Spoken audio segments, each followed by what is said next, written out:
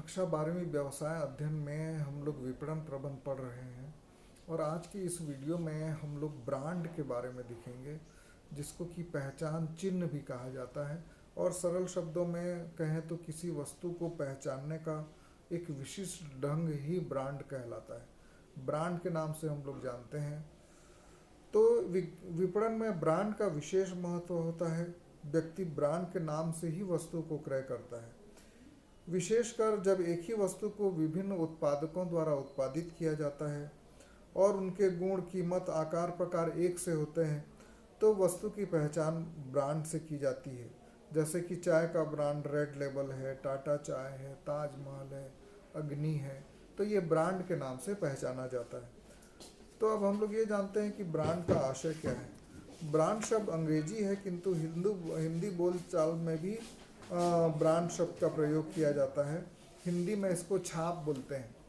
प्राचीन समय में भी लोग छाप शब्द का ही प्रयोग कहते थे। इस प्रकार किसी उत्पाद के पहचान के लिए उसमें विशिष्ट चिन्ह, नाम या वाक्य लिखना चाहिए, जिससे वस्तु की विशिष्ट पहचान हो सके।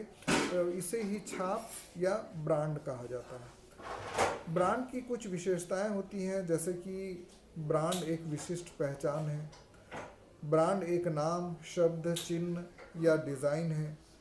ब्रांड का उद्देश्य वस्तु की स्पष्टतः पहचान करना है।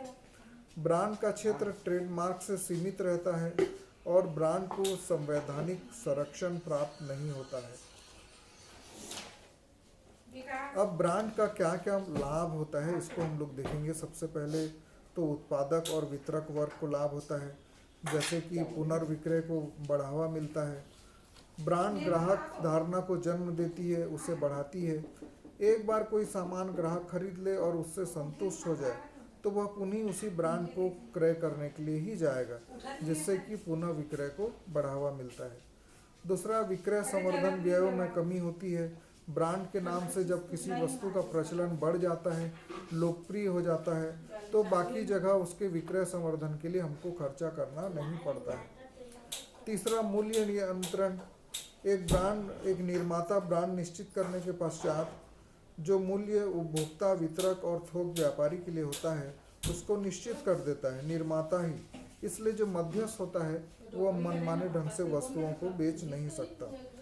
चौथा, ब्रांड होने से प्रतियोगिता का सामना करना सरल हो जाता है, क्योंकि आज प्रतियोगिता का युग है, गला काट प्रतियोगिता चलती है। तो इस युग में इसका सामना करना बहुत सरल हो जाता है। ब्रांड के कारण बाजार पर नियंत्रण करना आसान हो जाता है। उत्पादक जिस बाजार में वस्तु को बेचना चाहता है, बाजार में अपनी वस्तु को वो ब्रांड के कारण आसानी से बेच सकता है। इसके कारण से लाभों में भी बहुत वृद्धि होती है, क्योंकि ब्रांडिंग वस्तु का विक्रय दीर्घकाल तक होने तथा अधिक मात्रा में होने से उत्पादन अधिक मात्रा में करना पड़ता है। इसलिए उत्पादक को बड़े पैमाने के उत्पादन के लाभ होते हैं।